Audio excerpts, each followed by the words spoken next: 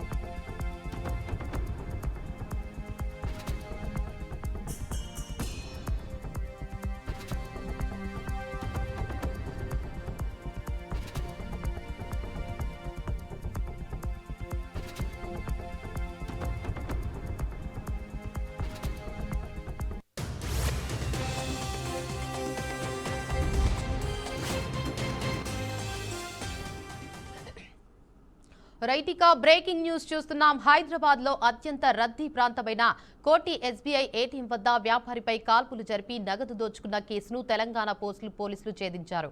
తాజాగా నిందితులందరినీ task force team అదుపులోకి తీసుకుంది. నిందితుల నుంచి ఓ వెపన్ కూడా రికవరీ చేశారు. ఫిబ్రవరి 16న కేసులో ప్రధాన నిందితుల్లో ఒకరిని ఇప్పటికే టాస్క్ ఫోర్స్ పోలీసులు హర్యానాలో పట్టుకున్నారు.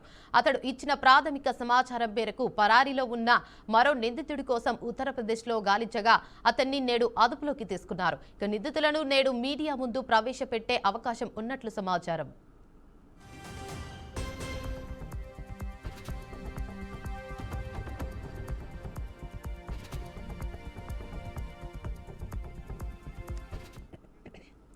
ఇక ఇదే అంశంపై మరింత సమాచారాన్ని మా ప్రతినిధి రాజు అందిస్తారు. చెప్పండి రాజు, అప్డేట్స్ ఏంటి?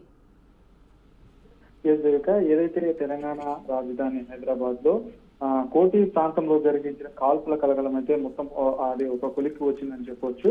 సో దానికి సంబంధించిన నిందితులు ఎవరైతే ఉంటారో మొత్తానికైతే హైదరాబాద్ సంబంధించిన టాస్క్ ఫోర్స్ పోలీసులు అయితే వాళ్ళనైతే అరెస్ట్ చేసి అదుపులోకి అయితే తీసుకున్నారని చెప్పొచ్చు. సో ఏదైతే తెలంగాణ రాష్ట్ర రాజధాని హైదరాబాద్ లో అత్యంత రద్దీగా ఉండే కోటి ప్రాంతంలో జరిగిన ఈ ఈ ఈ కాల్పుల కలకలం ఘటన తీవ్ర సంచలనం అయితే సృష్టించింది. ఏదైతే తెల్లవారుజామున నగదు డిపాజిట్ చేయడానికి వచ్చిన ఒక వ్యాపారి పైన సో ఇద్దరు దుండగులు కాల్పులు జరిపి నగదు లాక్కోవడం అప్పుడైతే సంచలనం అయితే సృష్టించింది. ఇప్పుడు ఆ కేసులో ఒక కీలకమైన మలుపు అయితే చోటు చేస్తుందని చెప్పొచ్చు. ఈ కేసులో ఉన్న నిందితులందరినీ కూడా టాస్క్ ఫోర్స్ పోలీసులు అయితే అదుపులోకి తీసుకున్నారు. సో ఇప్పటికే ఫిబ్రవరి 16న ప్రధాన నిందితుల్లో ఒకరిని హర్యానాలో చాకచక్యంగా అరెస్ట్ అయితే చేశారు. సో అతన్ని విచారించగా వారికి సంబంధించిన ముఠా సభ్యుల కదలికలు మొత్తం కూడా ఆ పరారీలో ఉన్న వారి వివరాలను కూడా మొత్తం కూడా బయట పెట్టారు. ఇంకా ఆ సమాచారం ఆధారంగానే పోలీసులు ప్రత్యేక బృందాలు ఏర్పాటు చేసి గాలింపు చర్యలు అయితే చేపట్టారు. అదే క్రమంలో పరారీలో ఉన్న మరొక నిందితుల కోసం ఉత్తరప్రదేశ్ లో విస్తృతంగా గాలించి ఈ రోజు అయితే అతన్ని అయితే అదుపులోకి తీసుకున్నట్లుగా పోలీసులు చెప్తున్నారు. ఇక దీంతో ఆ కేసులో ఉన్న నిందితులందరూ కూడా పోలీసుల దగ్గర అంటే పోలీసుల అదుపులో అయితే ఉన్నారని చెప్పొచ్చు. ఇక నిందితుల నుంచి ఒక వెపన్ అంటే ఒక ఆయుధం తుపాకీ కూడా పోలీసులు అయితే రికవర్ చేస్తున్నట్లయితే మనకు సమాచారం అందుతున్న నేపథ్యం ఇక ఆ ఆయుధంతోనే కాల్పులు జరిగినట్లయితే పోలీసులు అనుమానిస్తున్నారు. సో ఇక ఈ రోజు ఆ వివరాలు మొత్తం కూడా అధికారికంగా మీడియా ముందు సమావేశంలో పెట్టి వెల్లడించే అవకాశం అయితే ఉందన్నమాట. సో ఏదైతే కేరళ రాష్ట్రానికి చెందిన వస్త్ర వ్యాపారం అంటే బట్టలకు సంబంధించిన వ్యాపారి రిన్షద్ వ్యాపార నిమిత్తం హైదరాబాద్ లోకి వచ్చి నాంపల్లిలో అయితే ఆయన నివసిస్తున్నాడు. జనవరి 31 ఉదయం సుమారు 7 గంటల ప్రాంతంలో కోటిలోని స్టేట్ బ్యాంక్ ఆఫ్ ఇండియా అంటే ఎస్బీఐకి సంబంధించిన బ్యాంకులో మెయిన్ బ్రాంచ్ లో నగదు డిపాజిట్ చేయడానికి అయితే అక్కడికి వెళ్ళారు. అంటే దాదాపు 6 లక్షల నగదు డిపాజిట్ చేయడానికి వెళ్ళారు.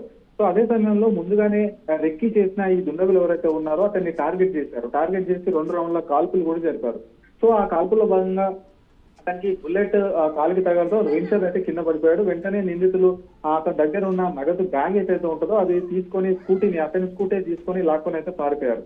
సో అక్కడి నుంచి ఆ ఘటనలో కోటి ప్రాంతంలో ఉద్రిక్త వాతావరణం ఏమీ లేకుండా చెప్పొచ్చు. ఉదయం సమయానికి రద్దీగా ఉండే ప్రాంతంలో కాల్పులు జరగడం ప్రజలకైతే కొద్దిగా భయాందోళన అయితే గురి చేసింది.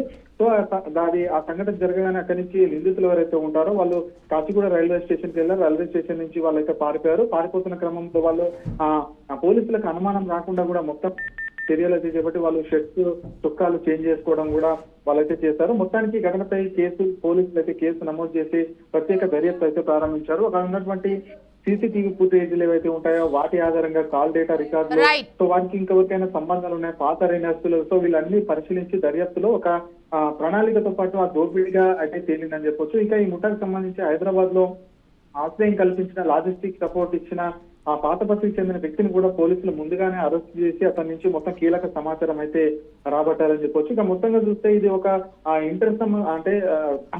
అంతర్రాష్ట్ర క్రిమినల్ గ్యాంగ్ పని అయితే పోలీసులు అయితే గుర్తించారని చెప్పొచ్చు. ఇక రాష్ట్రాల మధ్య సమన్వయం చేసుకుని టాస్క్ ఫోర్స్ బృందాలు మొత్తం కూడా Right. Thank you, Raj. చేసినట్టు